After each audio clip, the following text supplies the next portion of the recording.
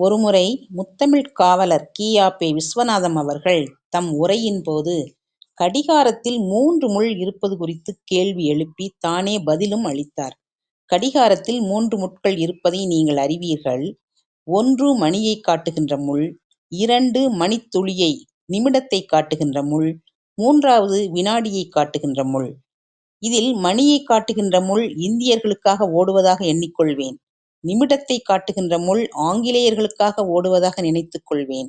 ஆனால் அந்த 3வது முள், வினாடி முள் யாருக்காக ஓடுகிறது என்பது எனக்கு ரொம்ப நாளாகப் புலப்படாமல் இருந்து வந்தது. சில ஆண்டுகளுக்கு முன்னால் ஜப்பானிய கப்பல் ஒன்று சென்னை துறைமுகத்திற்கு வந்தது. அந்தக் கப்பலின் கேப்டனைச் சந்திக்க வேண்டும் என்று நேரம் கேட்டிருந்தேன். வாய்ப்பும் கிட்டியது. கேப்டனை சந்தித்து ஹலோ என்று சொல்லி கையைக் குலுக்கி என்னுடைய பெயர், ஊர், விவரம் முதலியவற்றைச் சொல்லி முடிப்பதற்கும் அவர்கள் கொடுத்திருந்த நேரம் முடிவதற்கும் சரியாக இருந்தது. நான் அவசரமாக அந்த அறையிலிருந்து வெளியே வந்துவிட்டேன். அவர்கள் எனக்கு கொடுத்திருந்த நேரம் எவ்வளவு தெரியுமா? 20 வினாடிகள். 20 நிமிடங்கள் அல்ல, 20 வினாடிகள். அப்பொழுதுதான் எனக்கு புரிந்தது, அந்த 3வது முள் ஜப்பானியர்களுக்காக ஓடுகின்றது என்பது. நேரத்தைப் பற்றி ஜப்பானியர்கள் என்ன நினைக்கிறார்கள் என்பதை இந்த நிகழ்ச்சியிலிருந்தே நாம் ஊகித்துக் கொள்ளலாம்.